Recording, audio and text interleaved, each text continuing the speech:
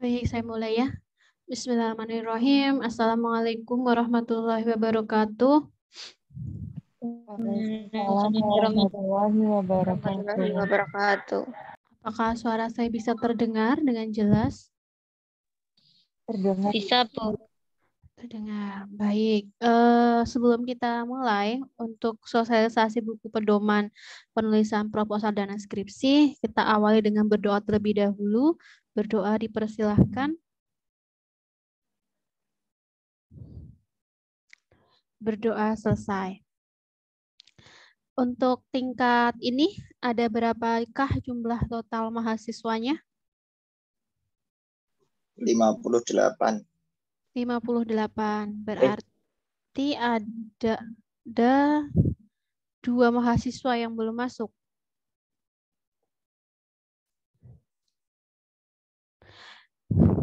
Nanti tolong untuk koordinator atau ketua kelas A dan B, mohon untuk dicek mahasiswa yang tidak masuk, yang mengikuti sosialisasi dan yang tidak mengikuti sosialisasi.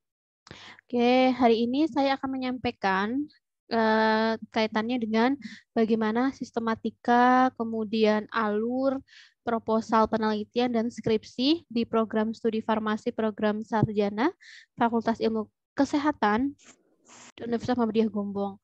Saya selaku koordinator penulisan ilmiah ya, atau koordinator skripsi di program studi akan menyampaikan isi buku pedoman ini.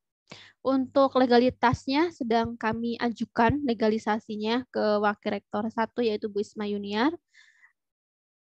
Kemudian untuk pertama kali yang akan saya sampaikan adalah bahwa skripsi ini apakah di layar sudah jelas nggak ya? Bisa kebaca teman-teman semuanya tidak?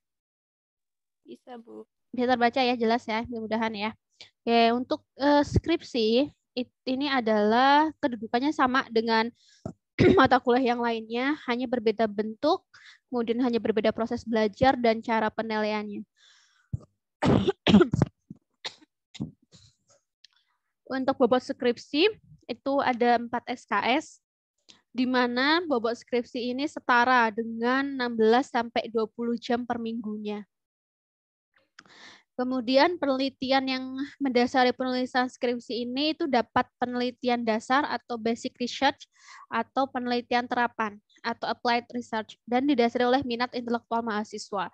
Jadi tergantung dari minat mahasiswa ya, apakah ingin penelitian yang basic atau penelitian yang terapan, penelitian di klinik komunitas, manajemen, atau di menelitikan bidang bahan alam, sains, atau teknologi. Kemudian tujuan skripsi ini diharapkan mahasiswa mampu untuk meneliti dan mengembangkan ilmu bidang kefarmasian, kemudian melakukan studi kepustakaan yang relevan dengan masalah yang diteliti, menyusun dan menulis suatu karya ilmiah bidang kefarmasian, mempublikasi karya ilmiah di jurnal cetak maupun elektronik. Jadi jelas di sini ya bahwa teman-teman yang diteliti adalah bidang kefarmasian. Kemudian jadi nggak boleh nih teman-teman kefarmasian kemudian pengen meneliti bidang keperawatan, bidang kebidanan, boleh, cuma harus relevan dengan bidang kefarmasian. Nggak bisa teman-teman orang farmasi meneliti di bidang ekonomi atau bidang politik gitu, nggak bisa. Kecuali itu berhubungan dengan farmasi, misalkan undang-undang kefarmasian. Kalau ekonomi misalkan manajemen kefarmasian itu masih boleh. Kemudian melakukan studi pustaka yang relevan dengan masalah yang diteliti. Ketika teman-teman sudah menentukan masalah atau topik penelitian, maka teman-teman harus melakukan studi kepustakaan. Kemudian menyusun dan menulis suatu karya ilmiah bidang kefarmasian. Sudah melakukan studi kepustakaan atau sudah melakukan studi referensi-referensi baik jurnal, e-book maupun penelitian yang lainnya, teman-teman harus menyusun dan menuliskannya menjadi suatu karya ilmiah bidang kefarmasian. Setelah itu dipertanggungjawabkan, kemudian teman-teman harus mempublikasikan karya ilmiah baik di jurnal cetak maupun jurnal elektronik. Atau bisa saja di presentasi-presentasi di seminar nasional maupun seminar internasional. Intinya harus dipublikasi hasil penelitiannya. Sehingga teman-teman karena harus dipublikasi, sehingga teman-teman harus menghasilkan karya yang tidak biasa, itu karya yang bisa diterima oleh semuanya, dan karyanya harus ilmiah dan bisa dipertanggungjawabkan hasilnya. Kemudian materi skripsi ya, tadi saya bilang materi skripsi ini permasalahan yang akan diangkat menjadi topik skripsi dikembangkan dari bidang ilmu kefarmasian dan departemen ilmu kefarmasian yang terkait. Materi skripsi didasarkan atas data dan atau informasi yang berasal dari studi pustakaan, penelitian laboratorik, klinik, dan atau penelitian lapangan. Supaya, kenapa didasarkan pada ini? Supaya nantinya diharapkan mahasiswa memperoleh pengalaman penelitian, baik penelitian kepustakaan, review pustaka, laboratorik, atau klinik, dan atau lapangan, setelah bisa menuangkan dalam bentuk paparan laporan penelitian berbentuk skripsi. Itu ya kaitannya dengan skripsi. Kemudian dosen pembimbing, selama proses penyusunan dan penulisan skripsi ini, mahasiswa harus dibimbing oleh tim pembimbing. Nanti teman-teman akan mendapatkan 2 pembimbing, ya masing-masing mahasiswa akan dapat 2 pembimbing dan sudah mendapatkan ya, sudah dibagi. Kemudian sekurang-kurangnya 1 orang pembimbing atau dapat lebih dari itu, yaitu 1 orang pembimbing utama sebagai penanggung jawab atas skripsi kalian dan 1 orang pembimbing pendamping dan atau 1 orang pembimbing lapangan apabila diperlukan. Jadi pembimbing lapangan apabila diperlukan ya, tapi selama ini kita tidak memerlukan pembimbing lapangan. Jadi yang kita pakai sistemnya adalah 2 pembimbing, yaitu pembimbing 1 sebagai pembimbing utama dan pembimbing 2 sebagai pembimbing pendamping. Kemudian pembimbing utama dan pembimbing pendamping ditunjuk oleh program studi dan disahkan dengan surat keputusan rektor. Kemudian bimbingan skripsi, ini kaitan dengan bimbingan skripsi, tolong diperhatikan untuk bimbingan skripsi. Pada pertemuan pertama, disarankan agar mahasiswa dapat bertemu dengan kedua pembimbing pada waktu yang bersamaan, kalau bisa, untuk membuat keputusan penting dalam bagian skripsi. Kaitannya dengan apa? Dengan latar belakang, perumusan masalah, tujuan penelitian, hipotesis, rancangan penelitian, jadwal penyelesaian skripsi, dan media komunikasi. Pada pertemuan tersebut, mahasiswa berperan secara aktif dan membawa materi berupa ide pra-proposal. Tapi saya rasa yang selama ini berjalan, kalau misalkan kita mempertemukan dosen satu dengan dosen yang lain gitu ya, pembimbing 1 dan pembimbing 2 agak kesulitan jamnya. Nah, yang sudah berjalan adalah teman-teman ke pembimbing 1 dulu ya, karena sebagai pembimbing penanggung jawab, baru ke pembimbing 2. Jadi yang betul alurnya adalah ke pembimbing utama dulu, baru ke pembimbing pendamping. Tapi ketika misalkan pembimbing utama sudah sepakat dengan pembimbing utama, kemudian ketika dengan pembimbing pendamping atau pembimbing kedua itu kurang menyetujui, ya nanti silakan diperbaiki. Kemudian sebelum diperbaiki harus disampaikan ke pembimbing utama bahwasanya Ibu Bapak ini saya tadi dari pembimbing kedua kemudian suruh memperbaiki ini. Jangan sampai teman-teman sudah membuat bab 1, 2 sampai dengan bab 3 tapi belum atas persetujuan pembimbing kedua. Walaupun pembimbing utamanya setuju. Tapi kalau ternyata pembimbing kedua nggak setuju, nah itu nanti bahaya. Kalian bisa diminta untuk mengulang lagi. Dan itu nanti doublein pekerjaan kalian. Ya langkah baiknya kalau sudah sepakat topik penelitiannya dengan pembimbing 1 dan pembimbing kedua, baru menyusun dari bab 1 sampai bab 3. Ya. Biasanya ya bisa jadi pembimbing keduanya kurang setuju dengan topik penelitiannya. Bisa saja diminta ganti. Tolong ini diganti, sehingga harus ada kesepakatan antar 2 pembimbing. Kemudian berbagai bentuk media komunikasi itu dapat dimanfaatkan dalam proses pembimbingan, tidak harus bertemu dengan tatap muka, tapi ini sekali lagi sesuai dengan kesepakatan antar mahasiswa dengan dosen pembimbing. Jadi media komunikasi itu bisa melalui telepon, kemudian email, chatting via WhatsApp, Zoom meeting, atau platform lainnya. Kemudian pada setiap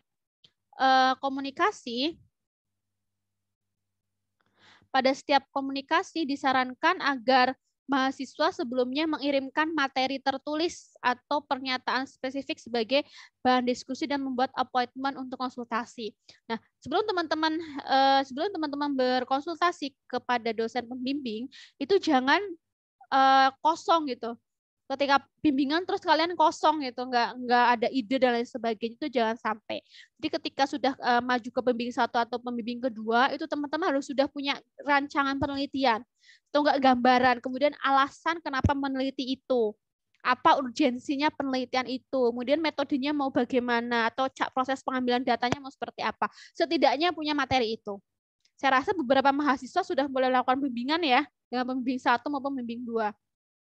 Kemudian ini perlu dicatat, kegiatan konsultasi mulai dari pengembangan proposal hingga ujian skripsi itu minimal 12 kali masing-masing pembimbing. Tidak pembimbing 1 dan pembimbing 2 jadi 12 kali, enggak, tapi pembimbing 1 12 kali, pembimbing 2 12 kali, itu minimal. Mulai dari proses penyusunan proposal atau boleh proses konsultasi lah pokoknya, sampai dengan skripsi jadi itu minimal 12 kali. Nanti ada logbooknya. Kemudian apabila dalam proses pembimbingan terdapat ketidaksepakatan antara mahasiswa dengan pembimbing maupun antar pembimbing, mahasiswa diminta secara aktif menyampaikan permasalahannya kepada pembimbing akademik atau pengelola kemahasiswaan atau akademik di minat yang bersangkutan yang akan membantu menyelesaikan masalah. Misalkan seperti ini, nggak ada nih titik temu antar pembimbing. Misalkan pembimbing 1 maunya ini, pembimbing 2 maunya itu. Punya kemauan sendiri-sendiri. Kemudian kalian bingung nggak menemukan satu titik pertemuan. Nah, karena perbedaan pendapat itu sehingga menghambat jalannya penelitian kalian. Nah, kalian itu bisa menyampaikan masalah itu kepada dosen pembimbing akademik teman-teman atau bisa ke pengelola kemahasiswaan gitu ya, pokoknya yang bersangkutan. Kalau di kita berarti bisa ke dosen PA ataupun ke Kaprodi. Tapi alangkah baiknya kalau itu diselesaikan teman-teman sendiri, kemudian kalau sudah mentok baru laporan ke dosen pembimbing akademik, baru ke Kaprodi. Jangan langsung ke Kaprodi langsung. Jadi ada alurnya. Gitu ya. Kemudian demikian pula apabila oleh karena suatu alasan pembimbing tidak dapat menyelesaikan proposal bimbingannya, apabila permasalahan tidak dapat diselesaikan di tingkat pembimbing ya, dapat dikemukakan kepada program studi yang tadi saya sampaikan. Itu teman-teman ya. Jadi besok kalau ada proses bimbingan kemudian ada masalah, kalau sebisa mungkin diselesaikan antar pembimbing dan teman mahasiswa dan anak bimbingannya. Kalaupun nggak bisa ya silakan lapor ke dosen PA atau laporkan ke prodi. Kemudian hak dan kewajiban pembimbing skripsi. Hak pembimbing tidak perlu saya sampaikan ya. Kewajiban pembimbing juga tidak perlu saya sampaikan. Nah ini, yang penting hak dan kewajiban mahasiswa. Hak mahasiswa adalah meminta konsultasi ke dosen pembimbing ataupun dosen lainnya yang bukan pembimbing dengan perjanjian waktu. Kemudian meminta saran sumber-sumber belajar dan isi skripsi pada umumnya. Memberi informasi kepada pembimbing akademik atau pengelola kemahasiswaan atau akademik apabila terjadi masalah yang melibatkan hubungan antara mahasiswa dan pembimbing atau antar pembimbing. Jadi boleh ya meminta saran atau menyampaikan ke dosen PA, kan teman-teman punya dosen PA ya, disampaikan kalau ada masalah antar pembimbing yang menghambat perjalanan penelitian kalian. Tapi perlu saya sampaikan, kalau misalkan begini teman-teman, revisinya mendadak. Revisinya mendadak, ngasih revisian mendadak, terus minta cepat-cepat direvisi. Itu pasti kebanyakan dosen pembimbing akan menolak. Dan saya juga akan menolak. Misalkan nih sudah diberikan batas waktu untuk revisian, 1 bulan misalkan. Kemudian kalian baru ngasihnya H-1 atau H-2. Terus kalian minta segera direvisi, itu pasti saya sendiri langsung saya tolak. Loh, terus ngapain selama 1 bulan itu? Kenapa nggak coba diperbaiki? Kenapa harus mepet-mepet kemudian meminta pembimbing mengejar-ngejar untuk revisian? Jadi teman-teman itu kalau misalkan memberikan revisian atau memberikan proposal itu ya 1 minggu setelah proposal diberikan itu di WA lagi. Misalkan hari ini sudah memberikan revisian. Ibu Bapak mohon maaf, Ibu mohon maaf saya sudah memberikan revisian lewat email misalkan. Atau enggak, maaf Ibu saya sudah memberikan revisian di meja Ibu atau Bapak gitu. Kemudian misalkan 1 minggu gitu belum ada balasan untuk mengambil, teman-teman WA lagi gitu. Ibu mohon maaf apakah revisian saya sudah selesai direvisi atau bagaimana gitu. Ya, tapi yang jelas sebutkan nama, kemudian NIM, dan judul penelitiannya. Ya, jadi nama, NIM, dan judul penelitiannya. Karena kan satu dosen pembimbing itu bisa membimbing lebih dari 8 mahasiswa gitu kan, pasti nggak semuanya ingat. Kemudian kewajiban mahasiswa adalah menetapkan komitmen waktu dalam penyusunan skripsi, berperan secara aktif dan mandiri dalam setiap proses penyusunan skripsi. Sebelum mahasiswa memberikan usulan nama pembimbing skripsi, disarankan ini nggak perlu, sudah terlewati ya, mencantumkan nama pembimbing dalam naskah. Jangan lupa mencantumkan nama pembimbing dalam naskah. Kemudian pergantian pembimbing. Apabila karena suatu alasan atau berhalangan tetap, pembimbing utama dan atau salah satu pembimbing pendamping tidak dapat menjalankan tugasnya lebih dari 3 bulan berturut-turut, maka mahasiswa yang bersangkutan melaporkan kepada koordinator skripsi dan ketua program studi untuk mengusulkan dosen penggantinya. Teman-teman bisa melaporkan ke saya sebagai koordinator, kemudian atau bisa kalian laporkan ke ketua program studi untuk minta untuk digantikan. Tuh. Kemudian prosedur bimbingannya bagaimana?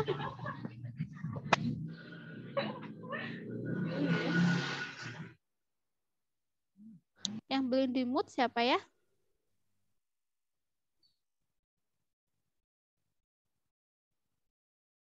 Oke. Kemudian untuk prosedur bimbingannya seperti apa?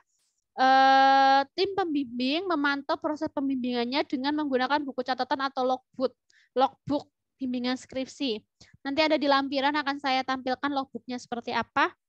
Jadi nanti setiap mahasiswa mengeprint 2 logbook. Ya. Nah, setiap bimbingan atau setiap konsultasi baik lewat WA, lewat email maupun lewat tatap muka langsung, Zoom atau apapun itu dicatat di logbooknya. Kemudian dimintain tanda tangan. Karena minimal 12 kali bimbingan. Tim pembimbing dapat mengetahui perkembangan mahasiswa secara mendalam dengan mengikuti proses kegiatannya dalam menyusun dan menulis skripsi. Kemudian, yang pertama, mahasiswa bersama pembimbing utama dan pembimbing pendamping mendiskusikan judul, outline garis besar, desain penelitian, dan alat ukur yang digunakan. Usulan atau proposal skripsi yang telah disetujui, tim pembimbing wajib diseminarkan secara terbuka di depan penguji. Nah, nanti proposal skripsinya itu akan diseminarkan ya di depan penguji. Usulan atau proses skripsi yang telah diseminarkan harus terdaftar di program studi. Jadi nanti kalau kalian sudah menyusun proposal ya, sebelum mulai penelitian, itu kalian harus mendaftar ujian proposal dulu. Dan ujian proposal ini dilakukan secara terbuka di depan penguji maupun di depan mahasiswa, minimal 5 mahasiswa. Kemudian kalau yang sudah berjalan kemarin, yaitu online karena pandemi, itu online. Nah, tapi saya nggak tahu nih kalau misalkan pandemi sudah berakhir atau sudah mending, pastinya akan dilakukan secara offline. Tuh. Kemudian proposal yang akan diujiankan harus kalian daftar dulu di program studi. Berarti daftarnya lewat ke Bu Giki ya, karena sekarang Bu Giki yang ngurus di bagian dekanat akademik. Mahasiswa melakukan setelah ujian proposal, kemudian proposalnya di ACC oleh para penguji, kemudian baru boleh melakukan penelitian.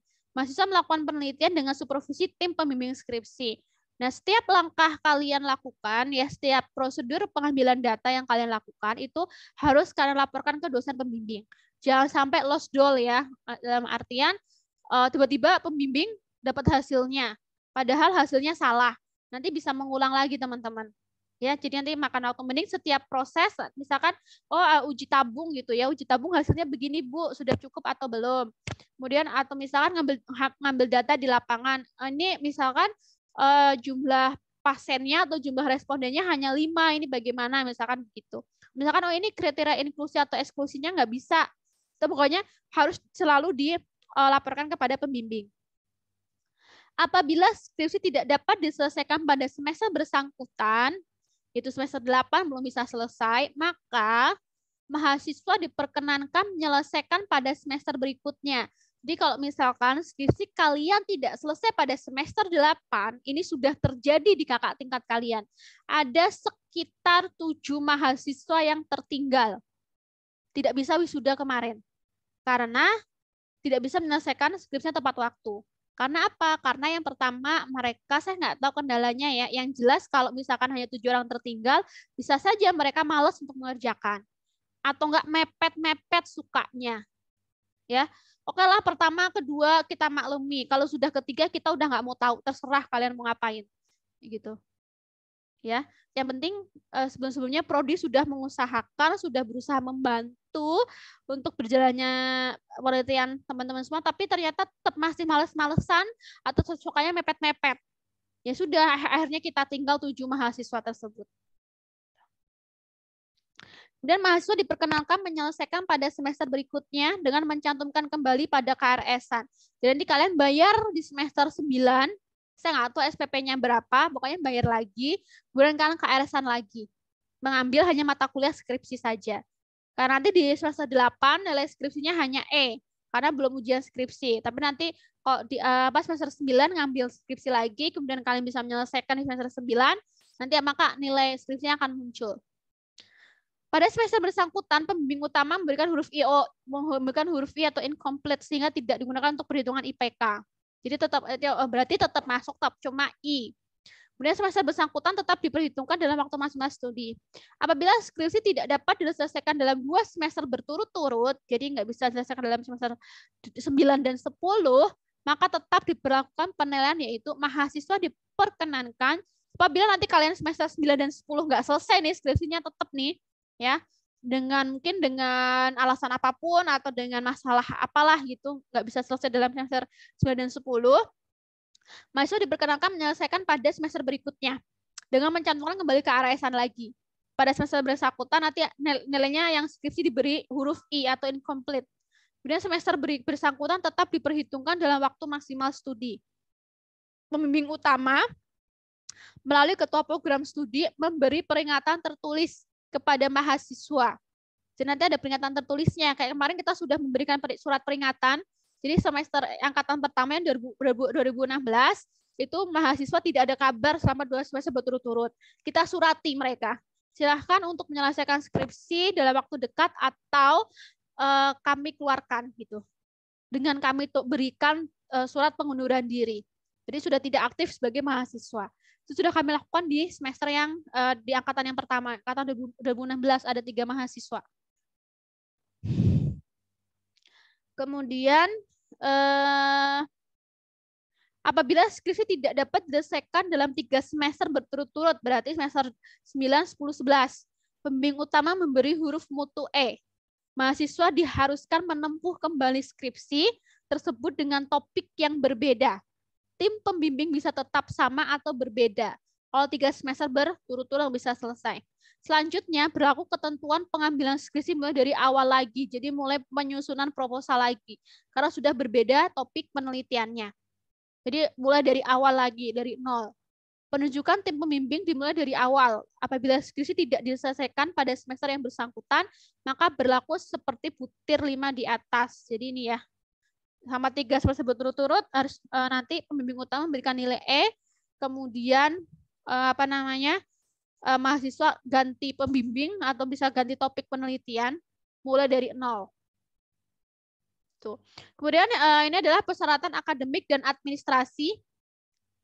Persyaratan akademik ketika menempuh skripsi artinya di semester 8 mau ujian skripsi itu sekurang-kurangnya telah memiliki tabungan kredit sebesar 115 SKS dari beban studi kumulatif yang harus ditempuh. Dari 115 SKS yang sudah ditempuh tidak ada nilai D. Silahkan dicek KHS teman-teman, adakah yang masih nilai D? Kalau nilai D segera diperbaiki. Silahkan menghubungi dosen yang bersangkutan. Telah menyelesaikan semua mata kuliah prasyarat, tapi kita nggak ada mata kuliah prasyaratnya ya. Kemudian persyaratan administrasi mahasiswa pada saat akan menyusun skripsi, yaitu semester 8, memiliki KRS semester bersangkutan yang mencantumkan atau memprogramkan skripsi atau penelitian yang telah ditandatangani oleh dosen pembimbing akademik. Jadi teman-teman di semester 8, awal semester 8 itu harus sudah mengambil mata kuliah skripsi di semester 8.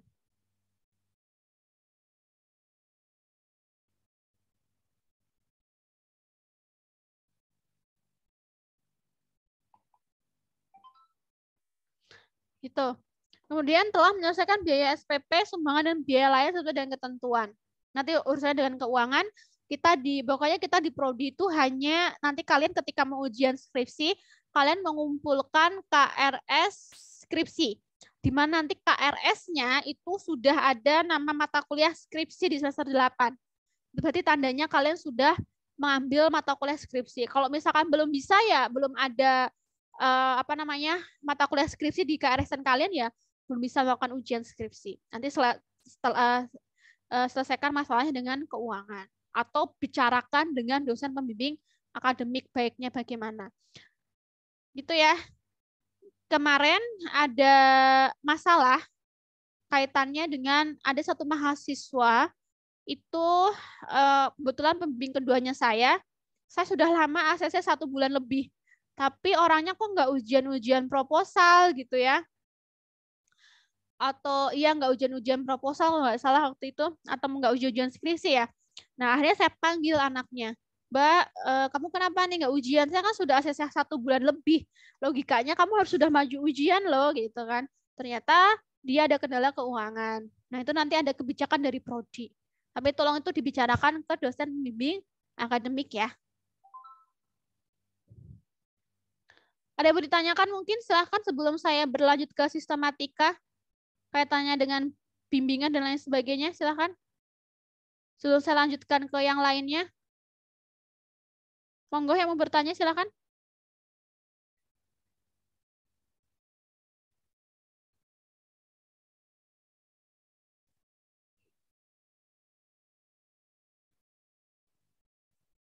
Silahkan, ada yang mau bertanya? Cukup ya, pokoknya awas aja nih ya. Kalau besok nggak ada yang nanya, terus besok ketika di perjalanan bilangnya belum dijelaskan, padahal sudah. Ya, oke. Saya nanti bilang ke para pembimbing sama Kaprodi, kalau sudah dilakukan sosialisasi pedoman, sudah dijelaskan langkah-langkahnya, mau ujian proposal bagaimana, kemudian cara pembimbingan seperti apa gitu ya. Nanti kalau misalkan nggak ada yang nanya ini, kemudian nanti ada kesalahan ya, kami tidak bertanggung jawab atas itu karena prodi sudah melakukan sosialisasi buku pedoman. Kecuali pertanyaan itu tidak ada jawabannya di buku pedoman. Silakan di-on-kan semua videonya. Kalau dengan saya harus on videonya, nggak ada yang off. Silakan di-on-kan semua videonya karena saya tadi melihat off semua. Kalau ada yang off, langsung saya kick off aja ya. Berarti nggak bisa masuk lagi. Ya, kalau dengan saya tahu kan teman-teman, kalau dengan saya harus on videonya ya. Ketoknya kita sering ketemu di mata kuliah. Kecuali kalau yang kameranya bermasalah. Kameraku hitam banget, Bu. Ya, kameranya apa? Filternya yang hitam? Kameranya ya. Oke, Iya, Bu. saya lanjutkan. Ini kita menuju ke sistematika proposal dan hasil penelitian atau skripsi. Nah, ini nanti teman-teman sudah ada beberapa yang bimbingan skripsi ya. Dan sudah ada beberapa juga yang sudah melakukan studi pendahuluan, kemudian ada beberapa yang sudah mulai menyusun bab 1, bab 2, dan bab 3. Sekali lagi saya katakan sebelum menyusun sebelum menyusun bab 1, bab 2, bab 3 itu harus sudah ada kesepakatan antara dosen pembimbing 1, dosen pembimbing 2 dan mahasiswa pembimbing. Pokoknya saya ingat saya punya mahasiswa bimbingan tapi bukan pembimbing satunya bukan saya. Udah nyusun bab 1, bab 2, bab 3 nih gitu. Sudah diserahkan ke pembimbing utama. Tapi mahasiswa 3 itu belum ke saya, belum sepakat gitu. Nah, itu sampai sekarang belum saya cek proposalnya sama sekali sebelum mahasiswa itu menghadap saya langsung. Nah, itu yang merasa silahkan segera menghadap ke saya. Yang merasa. Itu belum saya cek sama sekali topiknya, saya nggak baca karena mahasiswa tersebut setelah pertama ke saya ngajuin topik, kemudian topik itu sempat saya tolak, terus saya ajuin ide untuk ide lain untuk penelitiannya dia. Kemudian tiba-tiba dia sudah menyusun bab 1 sampai dengan bab 3 ke pembimbing pertamanya, tapi belum menghadap ke saya lagi. Walaupun pembimbing utamanya sudah berbicara dengan saya, tapi itu adalah penelitiannya kalian. Jadi mahasiswalah yang harus berbicara dengan dosen pembimbing pertama dan kedua. Yang merasa silahkan segera janjian dengan saya. Kalau enggak, saya enggak akan merevisi proposalnya anak-anak itu. Yang merasa loh ya, saya tidak menyebutkan merek. Oke, bab 3 yaitu sistematika proposal dan hasil penelitian. Sistematika proposal penelitian, ya besok teman-teman kalau mau menyusun proposal penelitian, yang pertama harus ada halaman sampul depannya. Ya, halaman sampul depannya adalah ada sampul skripsi menggunakan kertas tebal yang berwarna biru tua. Kita pakainya biru tua. Ini nanti biasanya dicetaknya nanti kalau sudah mau ujian proposal.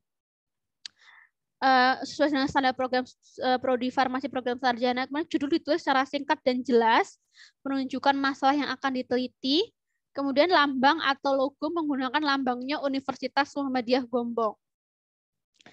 Jadi lambangnya menggunakan lambang universitas. Kemudian ada nama mahasiswa ditulis secara lengkap, tidak boleh disingkat, dan tanpa mencantumkan gelar kesarjanaan bila ada. Misalkan ada nih yang udah D3, AMD, AMDS, AMD VAR misalkan. Itu nggak boleh ada gelar kesarjanaan di belakang nama. Hanya ada nama lengkap, kemudian NIM, kemudian bawahnya lagi ada tulisan program studi farmasi program sarjana Fakultas Ilmu Kesehatan Universitas Muhammadiyah Gombong tahun 2021. Kemudian setelah halaman sampul depan yang warnanya biru tua, ini kalau mau dicetak ya, kalau besok kalau mau ujian, ada halaman judul. Nah, halaman judul ditulis nama seperti sampul depan, diketik menggunakan kertas putih, dan ditulis sebagai halaman pertama dengan huruf Romawi kecil. Berarti apa? I. Ya, I kecil ya. Jadi kalau halaman sampul depan itu nggak ada nomor halamannya. Yang ada nomor halamannya adalah halaman judul, dikasih I kecil. Kemudian warnanya putih biasa, HVS putih, A4. Kemudian halaman persetujuan pembimbing. Lembar persetujuan pembimbing berisi persetujuan pembimbing 1 dan 2. Ya, jadi ada di situ tulisnya lembar persetujuan, nanti ada nama pembimbing 1, ada nama pembimbing 2, terus ada tanda tangannya apabila sudah disetujui proposal penelitiannya. Tuliskan nama dan tanda tangan pembimbing serta penguji.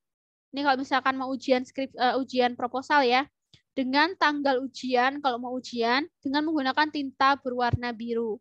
Jadi tanda tangannya itu nanti warnanya biru. Jangan tanda tangannya warnanya hitam. Jadi kalian siap-siap pulpen warna biru ketika minta tanda tangan dengan para pembimbing. Setelah itu ada kata pengantar. Kata pengantar ini berisi tentang uraian singkat, maksud dan tujuan dari penelitian, atau ucapan terima kasih kepada orang dan atau pihak yang membantu dalam penulisan proposal penelitian. Ya, ini biasanya ini kita lagi berbicara proposal ya, belum skripsi ya. Karena nanti ada perbedaan antara proposal dan skripsi. Ini proposal dulu. Di dalam proposal, kata pengantarnya ini cukup ucapan terima kasih kepada yang sivitas akademika aja.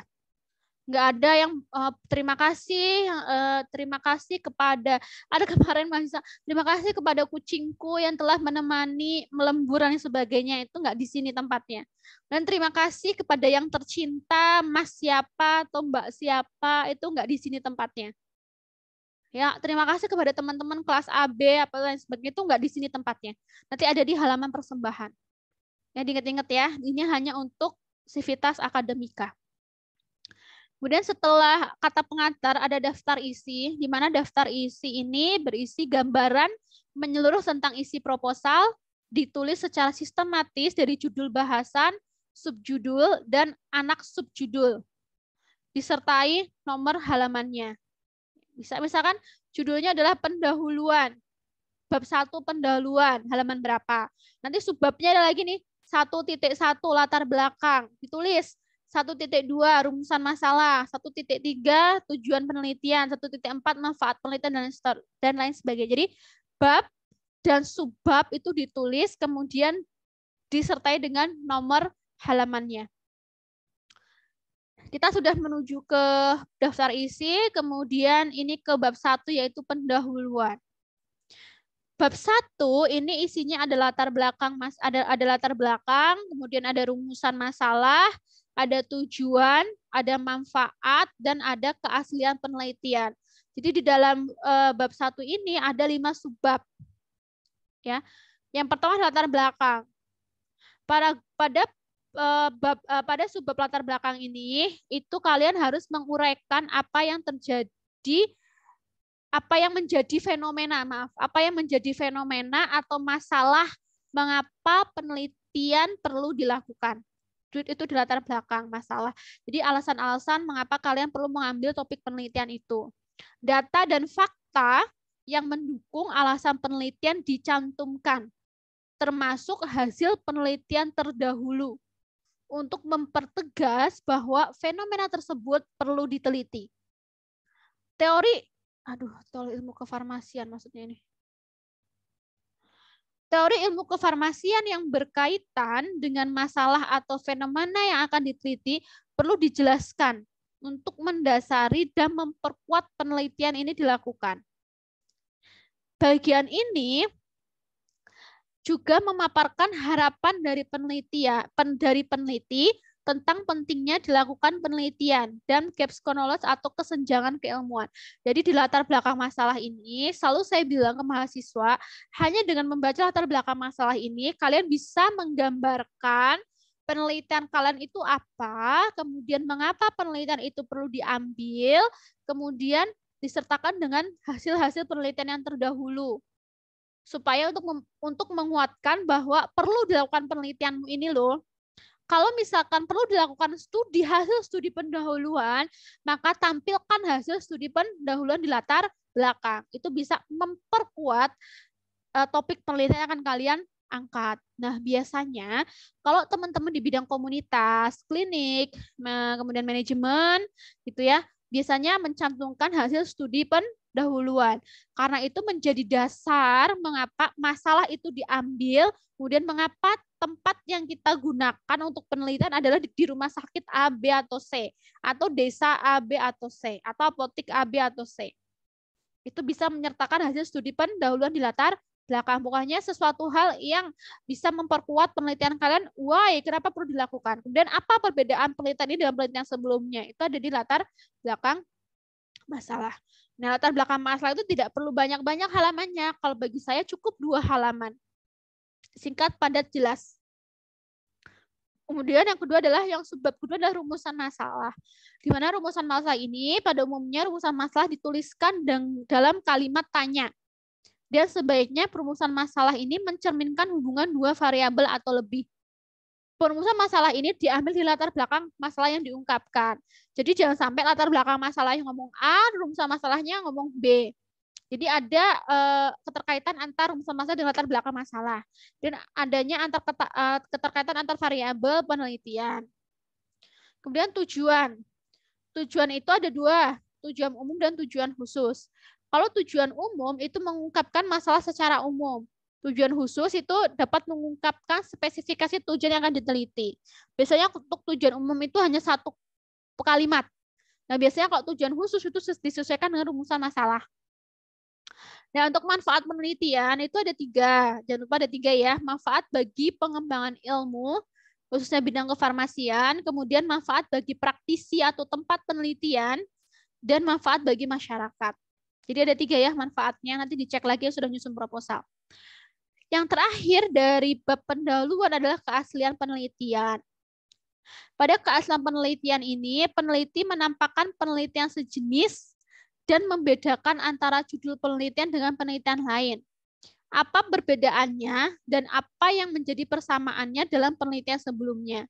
Nanti kalian tulis seperti tampil di bawah ini. Ada nama peneliti, jadi kalian kumpulkan penelitian yang terkait. Penelitian yang terkait ya dengan topik penelitian kalian, yaitu ada nama peneliti dan tahun peneliti, kemudian judul penelitian, ya, kemudian metode penelitian, hasil penelitiannya apa dari penelitian sebelumnya loh ya, kemudian perbedaannya apa dan persamaannya apa. Ditulisnya nih pakai tabel di sini. Font tabelnya 10 atau 11. Kemudian dalam menuliskan tahun penelitian itu dituliskan tahun yang tertua. Misalkan ada 2014, ada 2016, 2017, 2020. Maka yang dituliskan nomor 1 adalah yang 2014. Kemudian 2017, 2020. Kita bicara bab 1 sudah selesai terkaitan dengan pendahuluan, kita berbicara bab 2 yaitu tinjauan pustaka. Di dalam tinjauan pustaka ini ada subbab-subbab, jangan lupa. Subbab yang pertama itu adalah tinjauan teori. Subbab yang kedua adalah kerangka teori, subbab yang ketiga adalah kerangka konsep, dan subbab yang terakhir adalah hipotesis atau keterangan empiris. Di dalam bab 2 yaitu tinjauan pustaka, yang pertama adalah subbabnya adalah tinjauan teori. Di mana di dalam subbab ini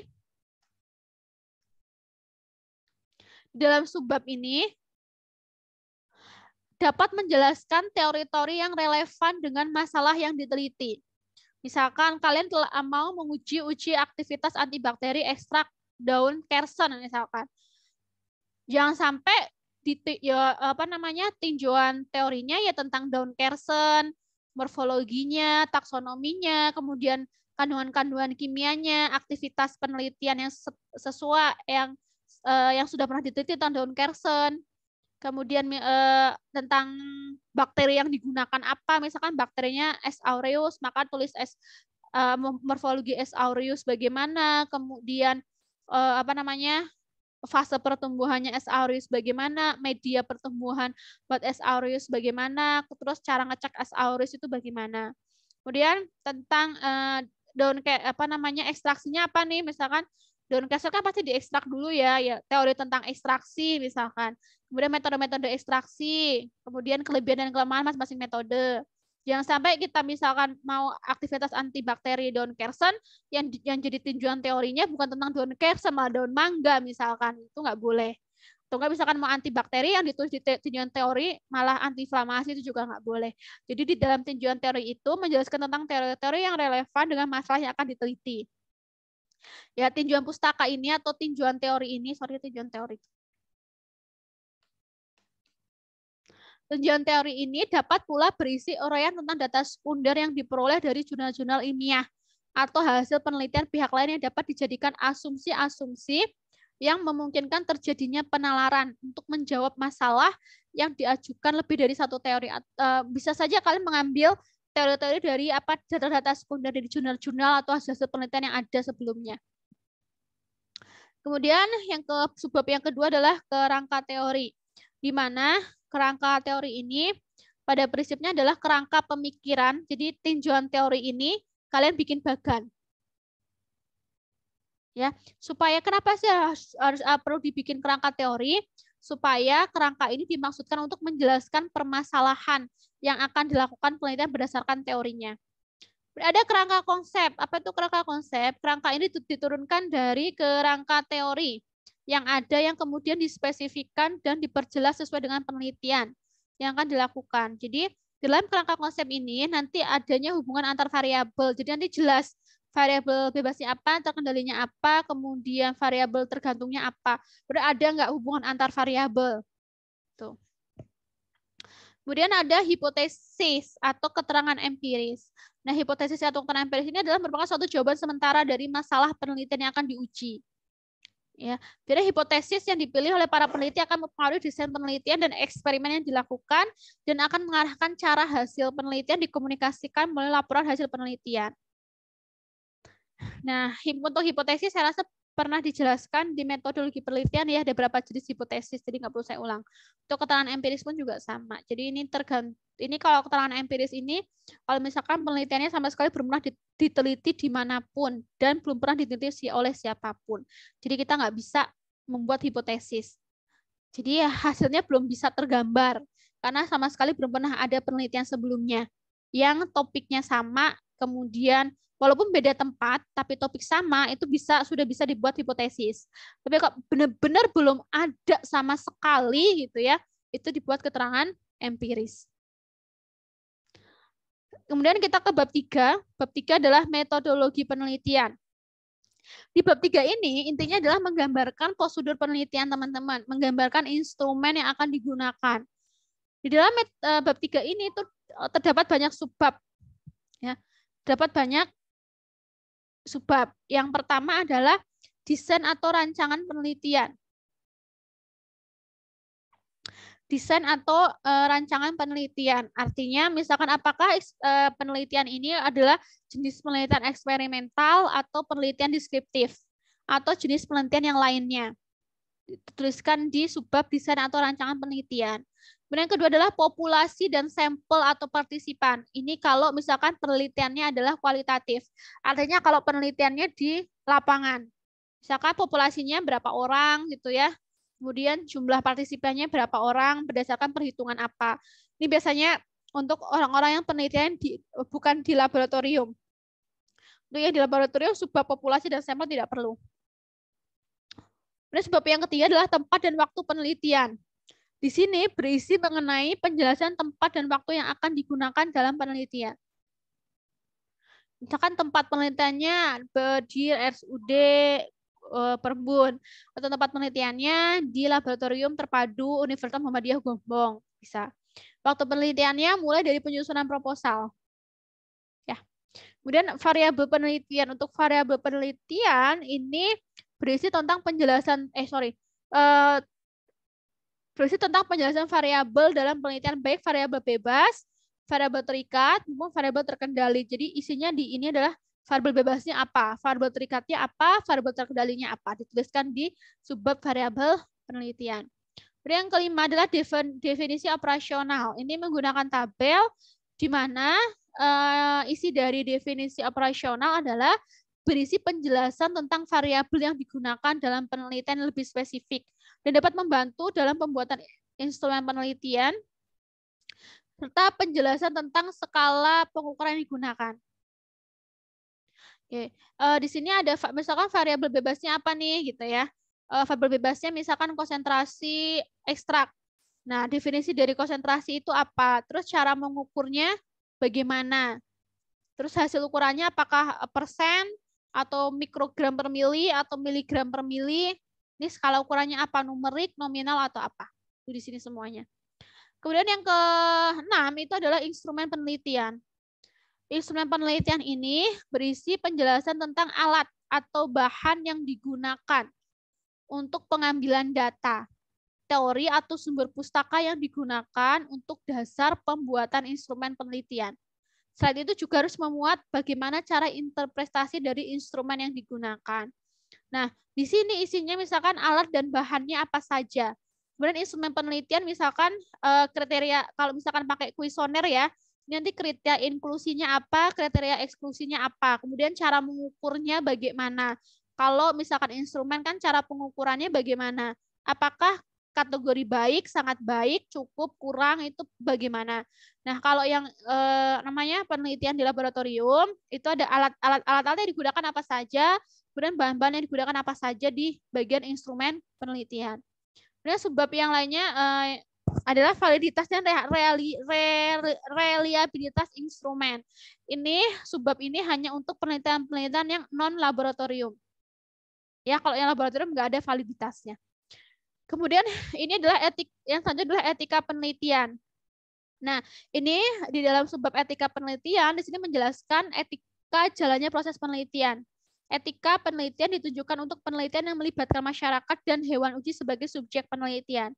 Bagi teman-teman yang menggunakan manusia, menggunakan data rekam medis, kemudian menggunakan hewan uji, ya bukan sel ya, hewan uji ya, ini harus menuliskan etika penelitian bagaimana. Mau diajuin etiknya kemana, kemudian apa saja yang perlu diujikan etik. Ditulis di etika penelitian. Kemudian yang I adalah teknik pengumpulan data. Teknik pengumpulan data ini sama dengan prosedur penelitian. Jadi di dalam teknik pengumpulan data ini berisi tentang penjelasan jalannya penelitian atau prosedur penelitian. Ya, dan cara melaksanakan penelitian serta pengumpulan data. Jadi intinya prosedur penelitiannya bagaimana itu ada di teknik pengumpulan data. Kemudian yang J adalah teknik analisa data. Nah, setelah ada prosedur penelitian, nah itu teknik analisa datanya bagaimana? Itu ada di yang J. Ya. Kemudian yang terakhir adalah daftar pustaka. Oke. Bab 1 sudah ditulis, bab 2 sudah, bab 3 sudah. Yang terakhir dalam proposal adalah daftar pustaka. Nah, daftar pustaka ini adalah berisi sumber pustaka yang dijadikan referensi dalam usulan penelitian. Disusun berdasarkan urutan abjad nama akhir penulis dengan menggunakan software Mendeley. Dengan sistemnya apa? APA. Teman-teman sudah diajarkan Mendeley oleh Pak Huluk di mata kuliah Metopen. Itu nanti silakan diterapkan untuk penulisan proposal dan skripsi. Karena kita sudah menggunakan Mendeley, tidak menggunakan manual lagi. Ya, jadi silakan nanti semua pustaka menggunakan Mendeley. Nomor 10, lampiran. Kalau uji kualitatif biasanya ada surat izin studi pendahuluannya. Jadi teman-teman tadi yang sudah melakukan uji, yang sudah mengajukan uji pendahuluan, masih sudah tahu ya alurnya ya. Nanti dari mana? Dari ke LPPM ya, kalau nggak salah ke LPPM, kemudian nanti mengumpulkan formnya, kalau nggak salah nanti akan dibuatkan surat oleh LPPM. Nanti suratnya diambil, disampaikan ke tempat penelitiannya yang akan dilakukan stupen. Kemudian instrumen penelitian atau kuesioner, ya kalau ada silakan dilampirkan. Kemudian halaman pernyataan bebas plagiarisme. Nah, setelah kalian disetujui bab 1, bab 2, bab 3 oleh para pembimbing dan akan mendaftarkan ujian, maka silakan dicek plagiarisme atau dicek Turnitin, dicek uji Turnitin ke perpus. Ya. Dicek Turnitin dan maksimal adalah 30%. Di bawah 30% masih boleh ujian, di atas nggak boleh ujian. Ya. Itu untuk proposal penelitian. Silahkan ada yang mau ditanyakan untuk susunannya. Saya buka sesi tanya jawab dulu. Silahkan. Ini Bu. Nah, kan kalau kita udah ngecek Turniti itu, misalnya hasilnya melebihi dari 30% ya Bu. Nah, kemudian itu kita membenarkan lagi, memparafrase lagi, kemudian mengecek Turniti lagi, atau seperti apa ya Bu alurnya Bu? Oke. Jadi untuk uji Turnitin itu kan ada bayar ya, bayar kan. Nah, untuk uji, jadi di prodi itu difasilitasi 2 kali uji Turnitin dibayarkan prodi. Ya sebenarnya bukan prodi yang bayar sih, dari SPP kalian sih sebetulnya. Tapi kalian maksudnya nggak ada tambahan di luar itu loh, di luar SPP maksud saya. Jadi sebenarnya untuk uji Turnitin itu kan seharusnya bayar 50.000 atau 100.000 gitulah sekali uji di perpus. Tapi kalian punya 2 kali jatah itu dibayarkan udah sepaket sama SPP kalian. Kemudian dari prodi lah, sudah dari uang kalian yang diolah oleh prodi lah, istilahnya kayak gitu. Jadi prodi sudah 2 kali ada fasilitas 2 kali gratis untuk uji Turnitin. Nah, kalau misalkan ternyata kalian uji Turnitin ya, kemudian lebih dari 30% kalian parafasekan, yang pertama masih gratis. Masih gratis. Dan nanti untuk uji yang kedua, itu mau kalian pakai untuk yang gratisan, bukan yang gratisan ya, yang tidak bayar lagi. Itu mau digunakan uji Turnitin lagi untuk proposal atau besok untuk jatah skripsi, ya terserah. Tapi kalau misalkan ternyata nanti yang satunya mau tak pakai buat jatah uji Turnitin skripsi deh, gitu kan misalkan. Nah, berarti yang keduanya bayar. Seingat saya seperti itu. Kayaknya hanya ada 2 kali yang dari uang yang dikelola oleh prodi gitu Mas. Kemudian gini teman-teman, ketika uji Turnitin beberapa kesalahan mahasiswa yang sering kali dilakukan, mereka uji Turnitin dulu di luar perpus. Kemudian udah diceritain luar perpus kan hasilnya misalkan kurang dari gitu 30%. Kemudian setelah diuji di perpus itu bisa 100% karena sudah pernah diujikan lagi. Itu beberapa ada yang seperti itu. Nah, untuk teman-teman ketahui bahwa uji Turnitin di perpus itu masih sangat dipermudah. Tidak ketat banget. Bisa saja gini, bisa aja kalian uji Turnitin di perpus Unimugo itu 20% misalkan, belum tentu kalian ujikan di luar itu 20%, bisa lebih tinggi. Karena standarnya Unimugo itu belum ketat banget. Nah, alangkah baiknya kalau diujikan di perpus Unimugo saja. Karena jauh lebih tidak ketat atau standarnya masih belum terlalu tinggi dibandingkan dengan yang lainnya. Begitu Mas Wildan, apakah menjawab pertanyaan Mas Wildan? Seperti ini Bu, tambahan. Boleh kan Bu? Iya. Nah, waktu itu kan saya ngomong sama pembimbing saya ya Bu. Pak Huluk ya?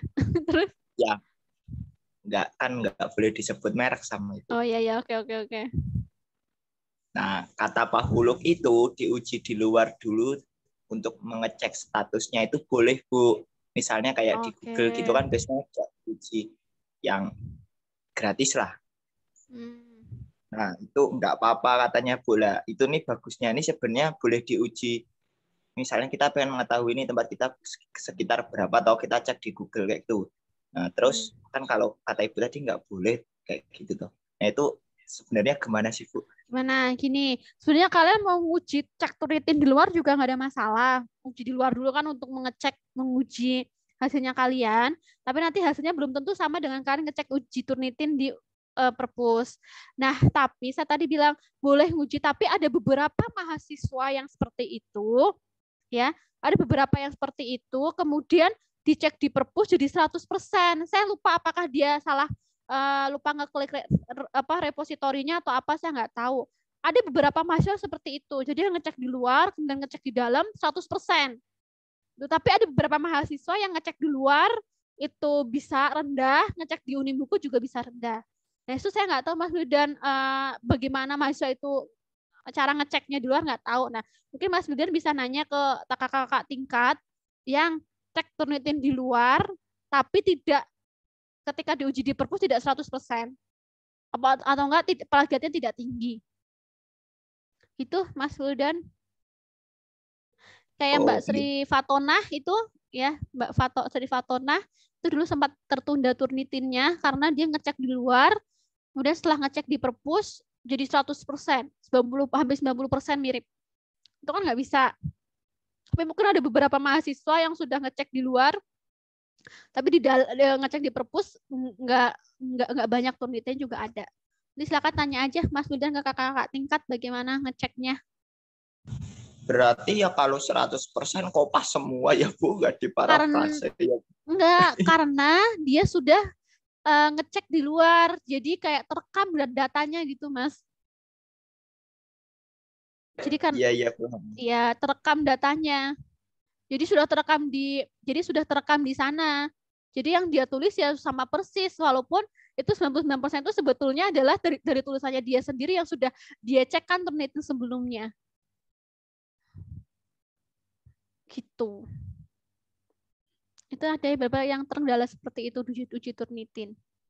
Yang kalau bisa nggak 100%, nggak kalau bisa nggak masalah ya kalau bisa misalkan nggak sampai 100 nggak terekam datanya yang pas ngecek Turnitin di luar ya nggak masalah bagi saya, malah nggak apa-apa dicek Turnitin di luar dulu untuk melihat, tapi jelas hasilnya akan berbeda dengan yang di perpus. Begitu? Ada yang mau ditanyakan lagi? Cukup?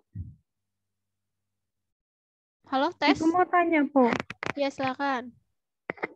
Kalau uji Turnitin itu yang di Unimugo berdasarkan skripsi yang udah dibuat di perpus apa gimana, Bu? Apa seperti yang di Google itu? Saya kurang paham itu, Mbak. Kalau yang Turnitinnya Unimugo, yang tahu UPT soalnya. Kurang paham. Bisa jadi skripsi-skripsi yang sudah pernah dicek Turnitin di situ.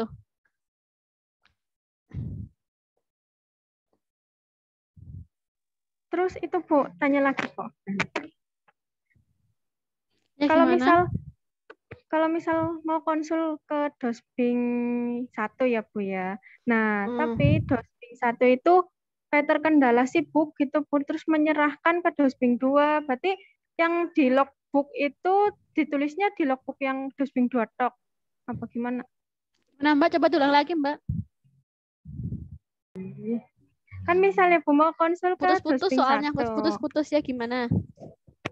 Kan mau konsul ke Dosbing 1 ya Bu ya. Nah, dan Dosbing 1-nya itu sibuk, jadi nggak bisa konsul, terus menyerahkan ke Dosbing 2. Berarti yang di logbook itu ditulisnya tetap di logbook yang Dosbing 2 gitu. Iya, tetap di logbook yang Dosbing 2. Nah, nanti kan kalau misalkan sudah ke Dosbing 2, nanti kan hasil diskusi dari Dosbing 2 harus disampaikan ke Dosbing 1 tetap.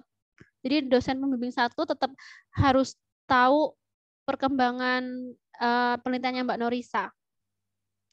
Jadi jangan hanya misalkan dosen pembimbing 1 sudah menyerahkan ke dosen pembimbing 2 gitu ya. Kemudian Mbak Norisa terus ke dosen pembimbing 2 gitu kan tanpa pernah konsultasi ke dosen pembimbing 1 tuh jangan kayak gitu. Ya, jadi tetap walaupun menyerahkan ke dosen pembimbing 2 tapi tetap dosen pembimbing 1 punya tanggung jawab untuk mengetahui proses perjalanan penelitian dari Mbak Norisa.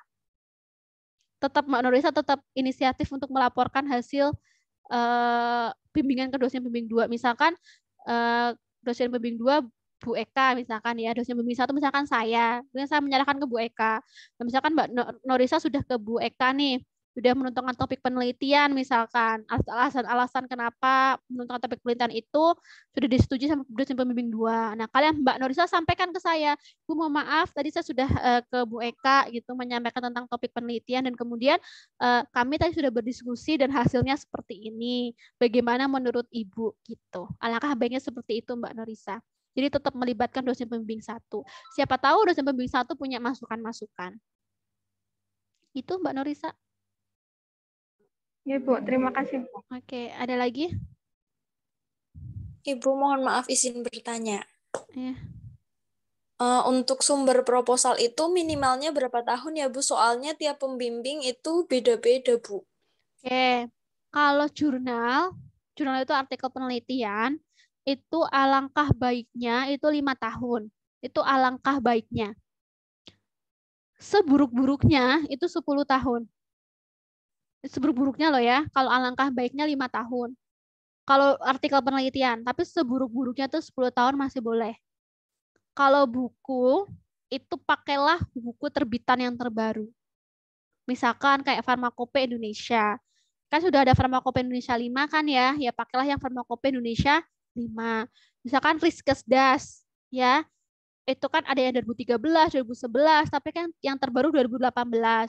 Maka gunakan yang 2018 gitu.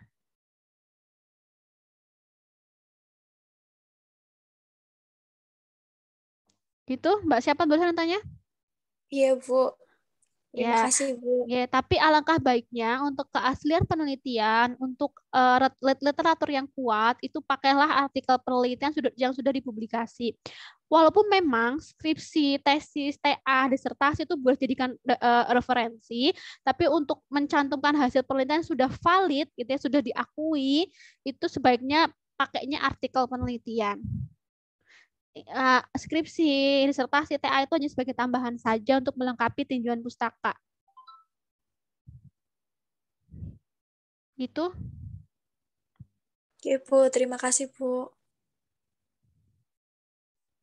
Ada lagi yang mau ditanyakan mungkin?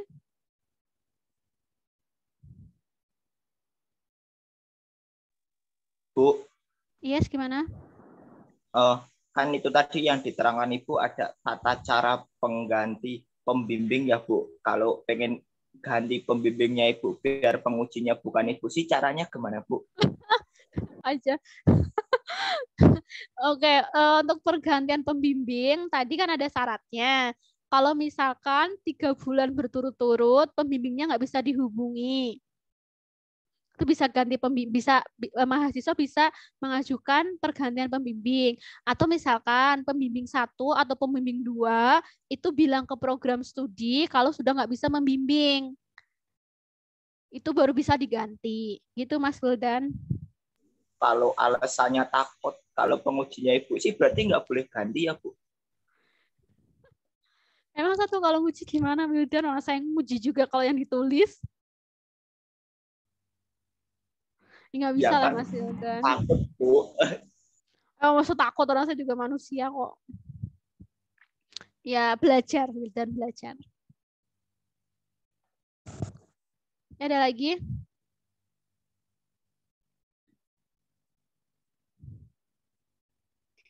Ibu izin bertanya Bu. Iya. Kalau misal di yang keaslian penelitian tahunnya itu kan punya saya tuh uji analgesik pada daun rambutan gitu. Lah itu tuh belum ada adanya tuh dulu tahun 2007. Kalau yang kesini-sini itu belum ada Bu. Apakah boleh dipakai buat penelitian? Nah itu sudah cari di jurnal mana saja Mbak? Bahasa Inggris sudah ada? Apa hanya di jurnal bahasa Indonesia saja? Di jurnal internasional sudah dicari? Kalau yang di jurnal nasional itu ada 2 tumbuhannya gitu loh Bu. Ada tapi juga nggak banyak.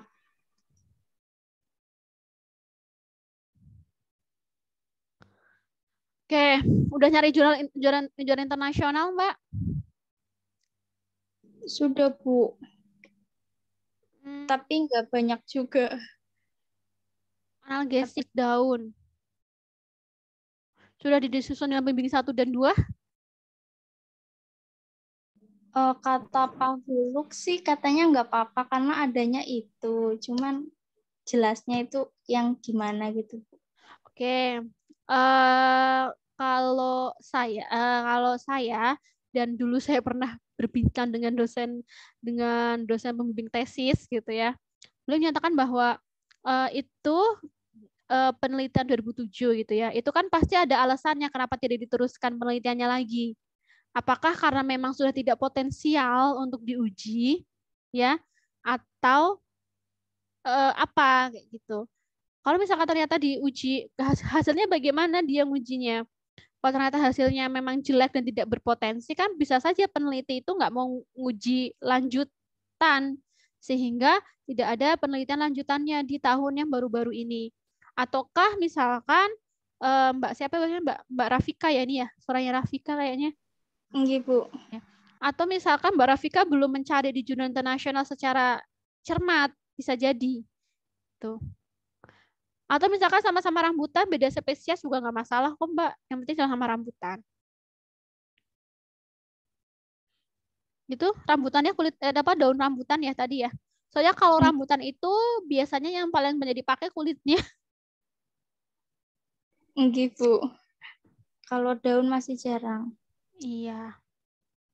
Jadi dicek lagi aja Mbak, diskusi dengan pembimbing 1 dan 2. Kalau pembimbing 1 dan 2 is okay, ya nggak masalah bagi saya. Yang penting sudah ada pembicaraan dengan para pembimbing. Gitu. Kalau misalkan beliau-beliau mengatakan bilang is okay, nggak masalah ya nggak apa-apa Mbak Rafika. Ibu, terima kasih. Oke. Ada lagi yang mau ditanyakan sebelum saya lanjut? Lagi Bu. Gimana Mbak Norisa? Untuk keaslian penelitian itu minimal berapa sih Bu? Oke. Untuk membuktikan bahwa penelitian kita belum pernah ada dilakukan kan sebisa mungkin sebanyak mungkin. Tapi ya kalau saya sih minimal 3 Mbak. Kalau hanya 1-2 sih buat apa gitu kan? Minimal 3. Terus itu harus dari jurnal apa gimana Bu? Apa misal kalau bisa dari artikel penelitian yang sudah terpublikasi. Baik internasional atau artikel nasional.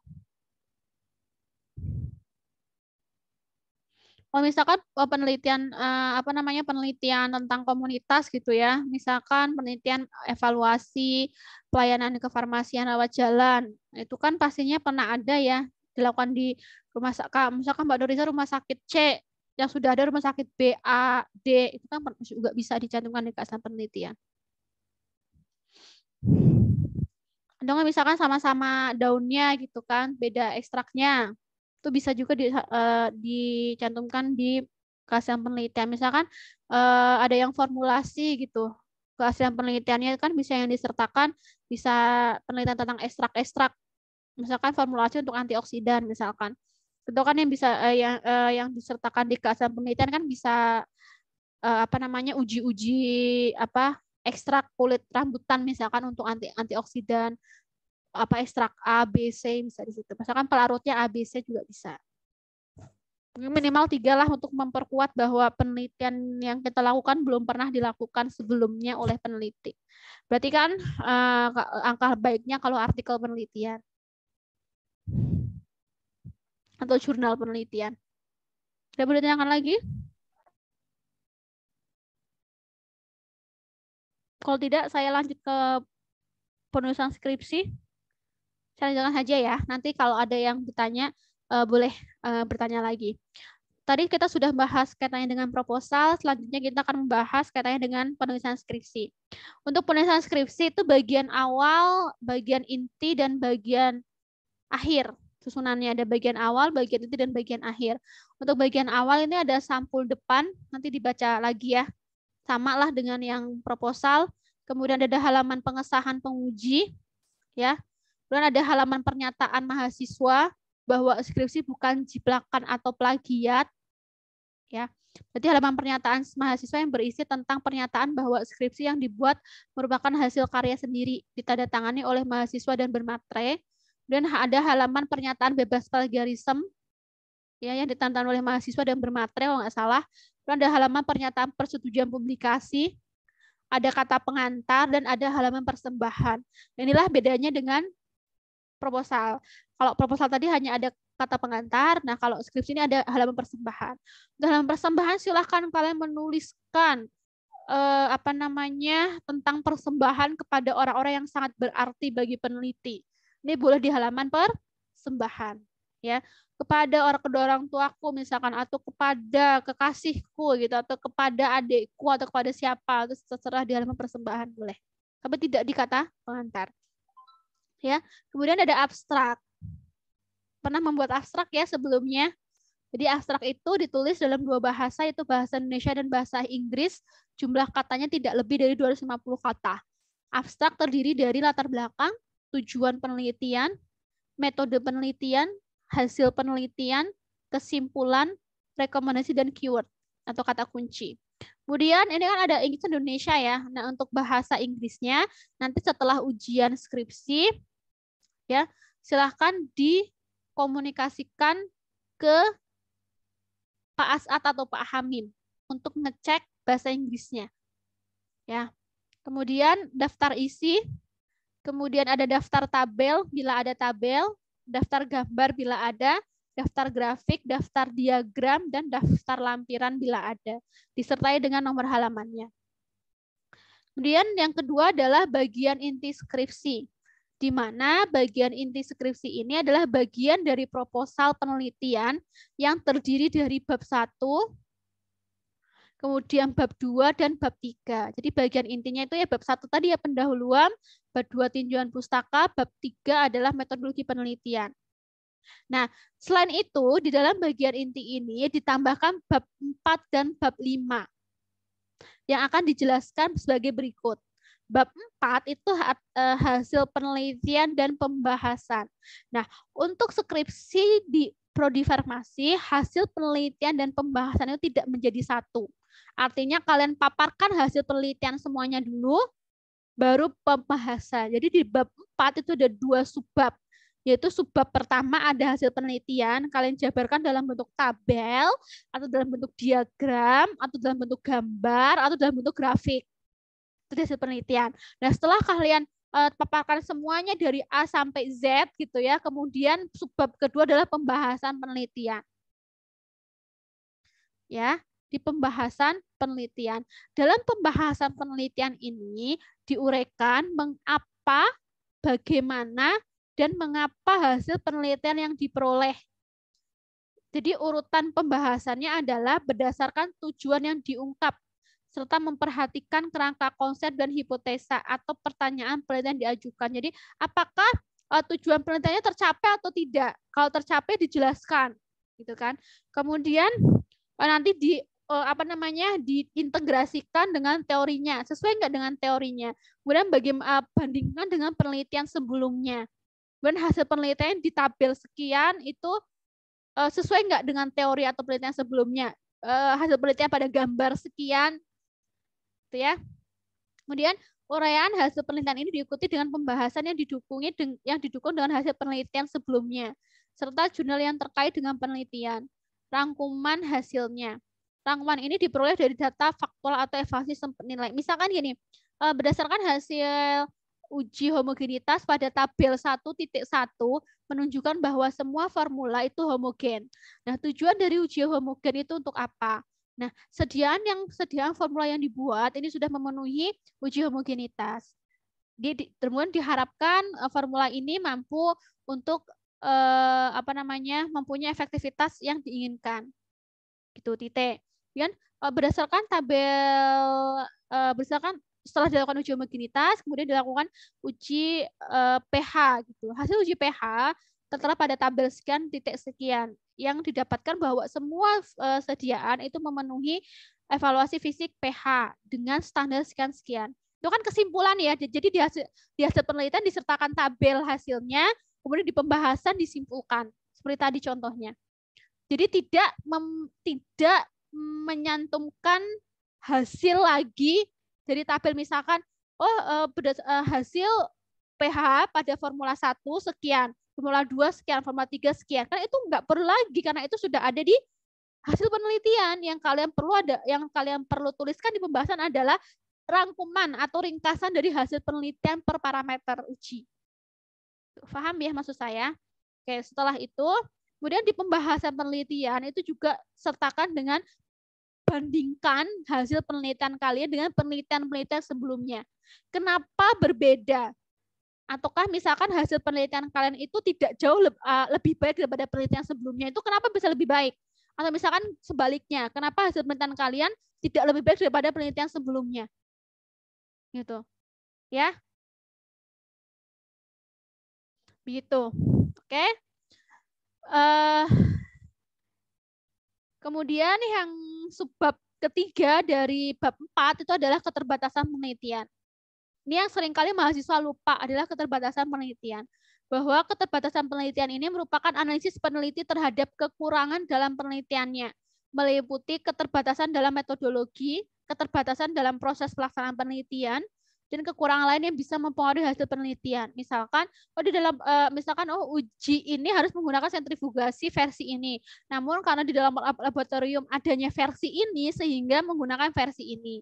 Itu gitu ya. Jumlah halaman bab 4 minimal sama dengan jumlah halaman bab 2. Kalau misalkan bab 2-nya ada 10 halaman, maka bab 4-nya minimal 10 halaman. Kalau bab 2-nya ada 15 halaman, maka bab 4-nya minimal 15 halaman. Itu minimal, lebih boleh bab 4-nya. Gitu ya. Kemudian bab 5 ini adalah terakhir adalah kesimpulan dan saran. Oke, subbab pertama adalah kesimpulan dan subbab kedua adalah saran. Ada rekomendasi juga di sini. Pada bagian kesimpulan dan saran, kalau kesimpulan itu merupakan kristalisasi hasil analisis dan interpretasi dari pembahasan. Misalkan, berdasarkan hasil penelitian dapat disimpulkan bahwa semua formula baik 1, 2, dan 3,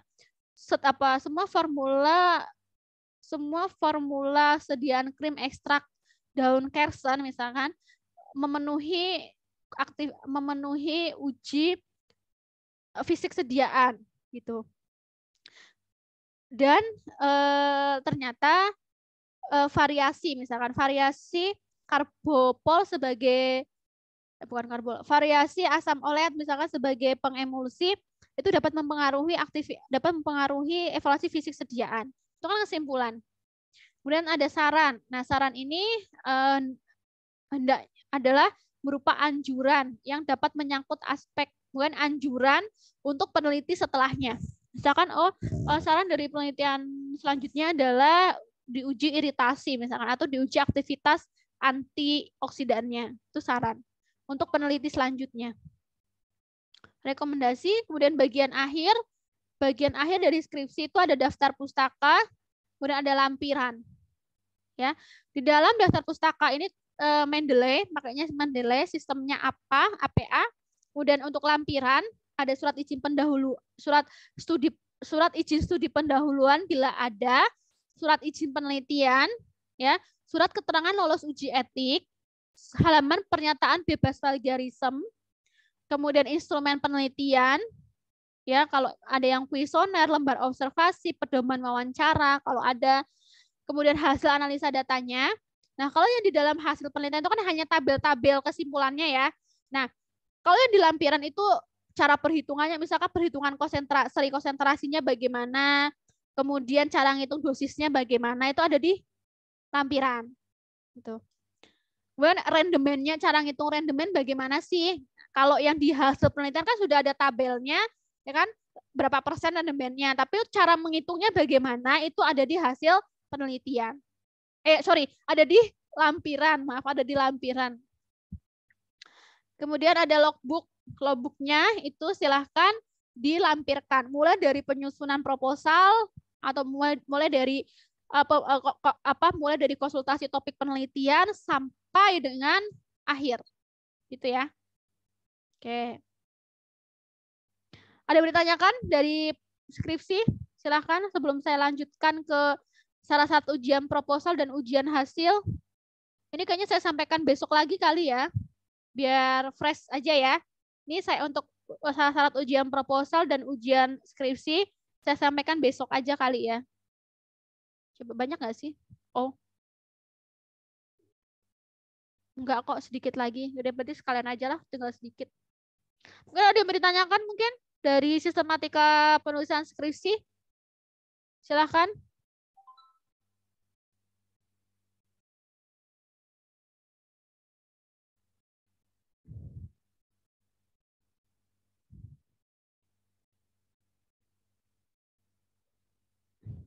Ada yang ditanyakan, silahkan.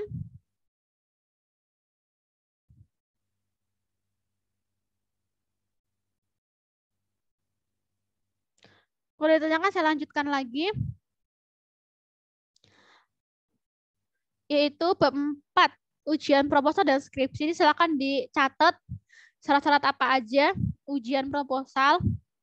Untuk ujian proposal dilakukan sebelum mahasiswa melakukan penelitian.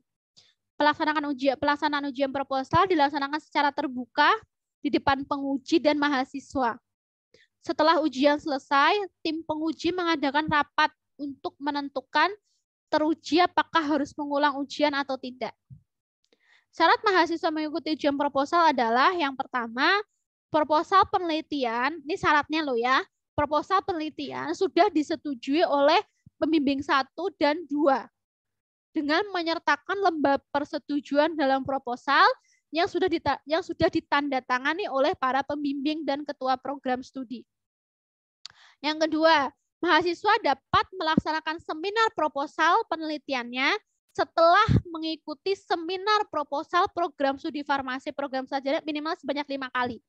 Teman-teman kemarin sudah mengikuti yang kakak tingkatnya kan ya? Nah, 5 kali sudah pernah mengikuti seminar proposal kakak tingkat. Yang ketiga, sebelum melakukan, yang ketiga adalah sebelum melakukan ujian proposal skripsi, mahasiswa wajib melakukan cek plagiarisme melalui akun perpustakaan. Hak cek plagiarisme masing-masing mahasiswa sebanyak 2 kali. Dengan dinyatakan bebas plagiat apabila hasil menunjukkan kurang dari sampai dengan 30%. Jadi kalian bisa mengecek 2 kali uji turnitin untuk proposal. Kemudian yang keempat, telah melakukan pembimbingan oleh masing-masing dosen minimal 5 kali. Ini untuk syarat ujian proposal. Nah, untuk syarat ujian proposal, minimal 5 kali setiap masing-masing dosen pembimbing. Mahasiswa telah menyelesaikan hafalan surat Al-Quran yang telah disepakati dengan menyerahkan surat pernyataan dari dosen pembimbing akademik kepada administrasi program studi bahwa mahasiswa tersebut sudah menyelesaikan hafalan sebagai syarat ujian proposal penelitian. Nanti untuk formnya, semua form akan dibagikan di Edu Unimugo di bagian skripsi. Untuk surat hafalannya, nanti akan kami tentukan dari program studi apa saja. Kemarin saya belum sempat ngomong sama Pak Huluk, hafalan buat syarat proposal apa saja. Nanti akan diumumkan.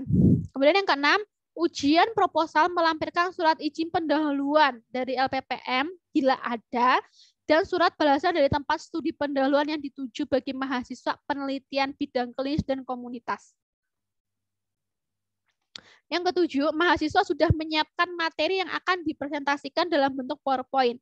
Untuk pelaksanaannya saya nggak tahu apakah offline atau online. Nanti menunggu kondisi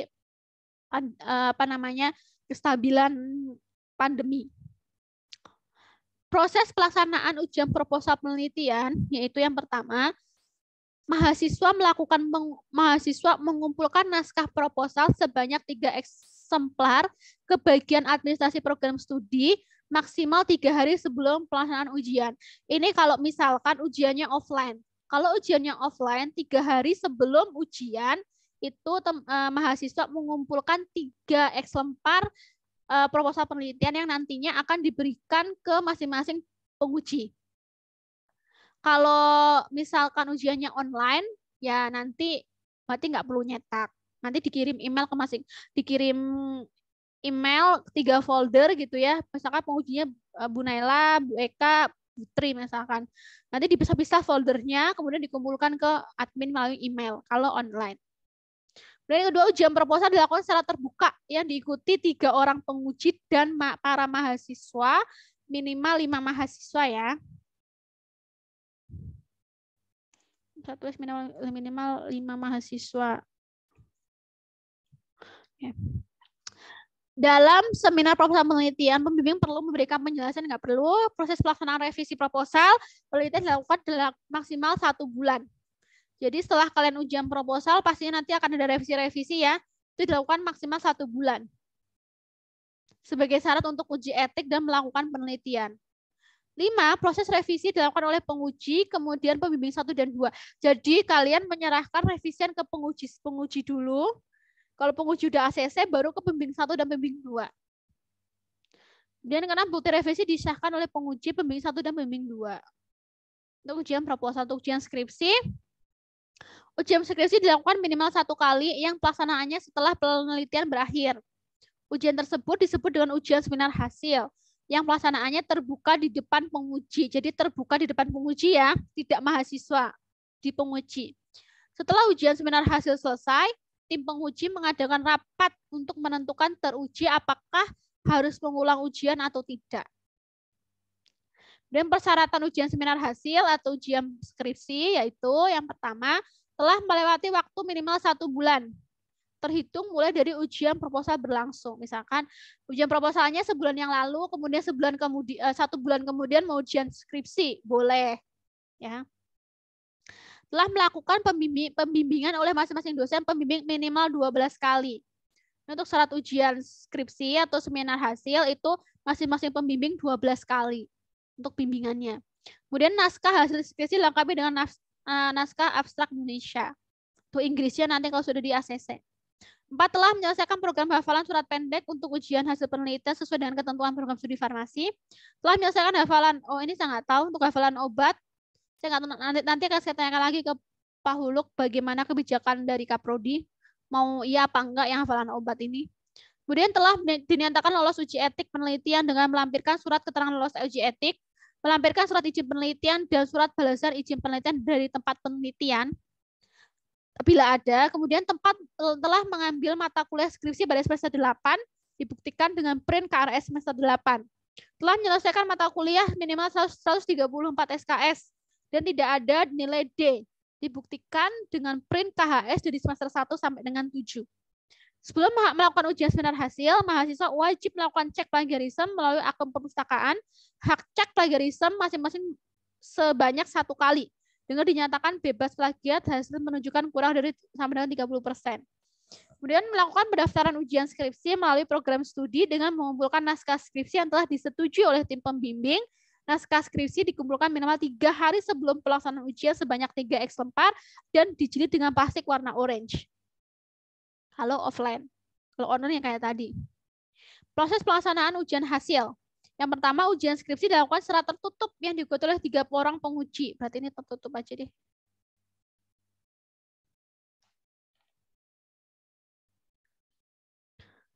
Kemudian jarak minimal pelaksanaan seminar proposal sampai dengan ujian itu 1 bulan.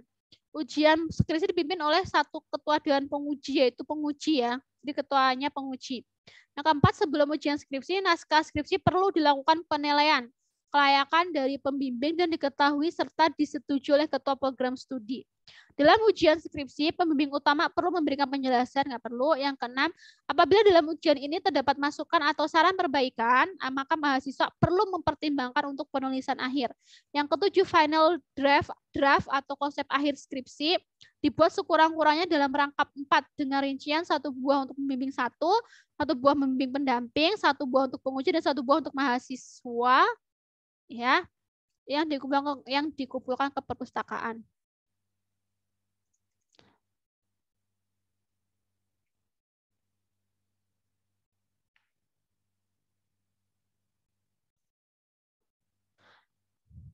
Oke, ini rangkap 4. Kalau misalkan pembimbing 1, 2, dan penguji itu minta hard file. Tapi kayaknya sekarang kebanyakan soft file ya. Jadi nanti untuk apa namanya? Untuk pembimbing nanti disampaikan saja kepada para penguji menghendaki untuk hard file atau soft file untuk naskah yang sudah fix gitu. Kalau yang untuk ke perpus kayaknya hard file 1 deh. Gitu ya.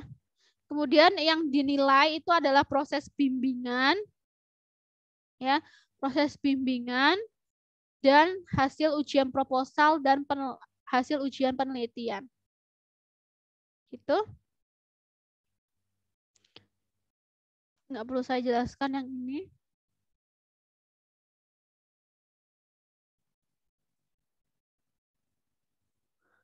Oke.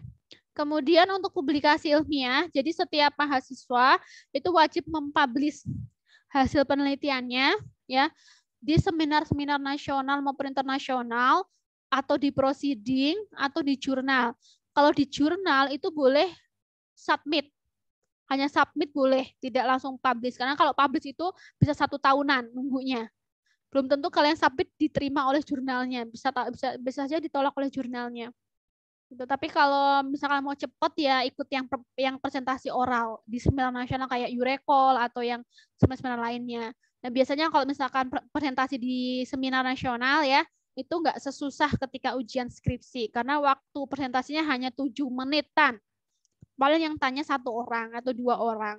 Tuh. Bahkan untuk untuk presentasi oral itu biasanya tidak sesusah skripsi. Well, kalau saya lebih milih presentasi oral karena bisa langsung keluar sertifikatnya. Tapi ketika mau publikasi itu juga harus konsultasi dulu ke pembimbing 1 atau pembimbing 2. Mau boleh nggak publish di sini. Dan atas pengawasan pembimbing pertama. Karena yang jadi autor koresponden itu adalah pembimbing pertama. Yang bertanggung jawab atas penelitian kalian. Gitu. Ya untuk yudisium ini syarat-syaratnya nanti dibaca aja lah ya di panduan. Nah kemudian untuk logbooknya, nah nanti kalian silahkan mengeprint ya. Ini nanti akan saya kirimkan di edu. Ini silahkan di print, boleh mau pakai kertas HVS boleh, mau pakai kertas berwarna juga boleh. Ini silahkan nanti di print. Kemudian ini boleh diperbanyak apanya tabel-tabelnya ya karena tadi 12 kali kan ya. Ini boleh diperbanyak tabel-tabelnya, boleh diedit. Karena minimal 12 kali. Boleh diedit. Nah, kemudian nanti di print nanti setiap kali bimbingan silahkan dibawa dan minta tanda tangan ke setiap pembimbing. Begitu dari saya. Kemudian nanti ini ada ada penilaian ujian proposal penelitian apa saja, kemudian penilaian ujian hasil seperti apa, ada di sini semua. Kemudian untuk apa namanya? Untuk penilaian bimbingan juga ada di sini ya. Kemudian untuk contoh halaman judul skripsi juga ada di sini. Ya. Silakan dicek, ini sudah ada ketentuannya, judulnya ya. Skripsi harus berapa, fontnya harus berapa, tebal hurufnya. Kemudian judul skripsi dicetaknya, kemudian fontnya, logonya, berapa diameternya, kemudian nama mahasiswanya, time apa namanya, hurufnya berapa, pakai huruf apa, dari sini semua. Nah, ini contoh halaman persetujuan pengesahan proposal. Kalau misalkan halaman ini pengesahan ya. Kalau halaman persetujuan untuk ujian, ya ininya nggak pakai ketua, hanya pembimbing 2 toh. Oh, ini halaman persetujuan, salah.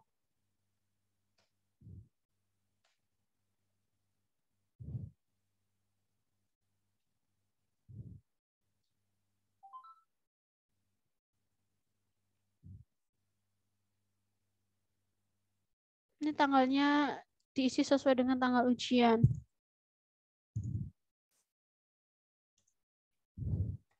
Oke. Ini kalau halaman pengesahan itu ada pembimbing 1, pembimbing 2.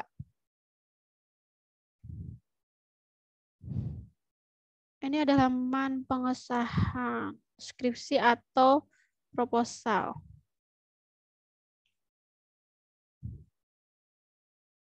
Nah, ini untuk pengesahan skrip proposal atau skripsi pakainya ini.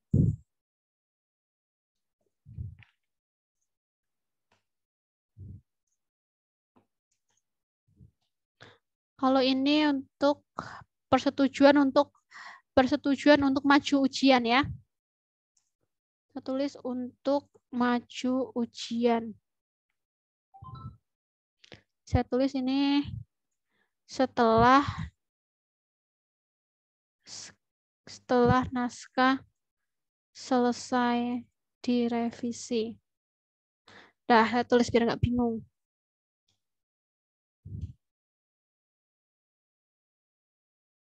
Oke, berarti ini nggak perlu.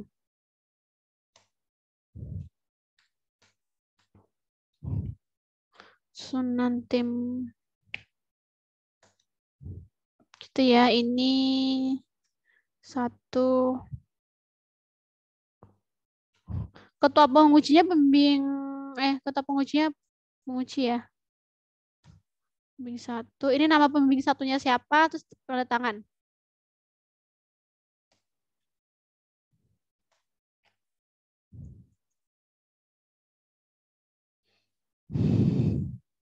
Ini ada contoh halaman pernyataan, kemudian halaman pernyataan persetujuan publikasi, kemudian ada halaman revisi proposal dan skripsi, halaman contoh abstrak.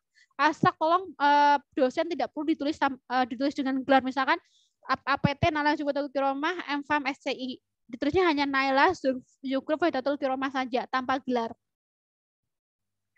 Ini untuk penulisan pustakanya. Untuk penomoran dan teknik. Nah, untuk penomorannya dilihat ya, diperhatikan. Bab 1, 1.1, 1.1 gitu-gitu ya. Diperhatikan ya. Kemudian ini teknik penyutingan atau sitasi. Ini marginnya ya. Atas bawahnya berapa, batas kanan kirinya ada di sini semua. Kemudian ini penulisan tabel dan grafik. Ada caranya, font tabelnya itu bisa 10 sampai 12. Saya biasanya 10. Soalnya biar kecil gitu. Kemudian penulisannya kayak gini tabel. Kemudian tabelnya bentuknya seperti ini. Kemudian kalau histogram begini. Kalau grafik, gambar itu ada di bawah ya keterangannya ya. Gambar 1, grafik 1. Yang sudah seperti laporan-laporan makalah atau laporan tugas lainnya. Mungkin itu yang bisa saya sampaikan. Silakan kalau ada yang ingin ditanyakan. Silakan. Kalau ada yang ingin ditanyakan, monggo. Biar clear. Biar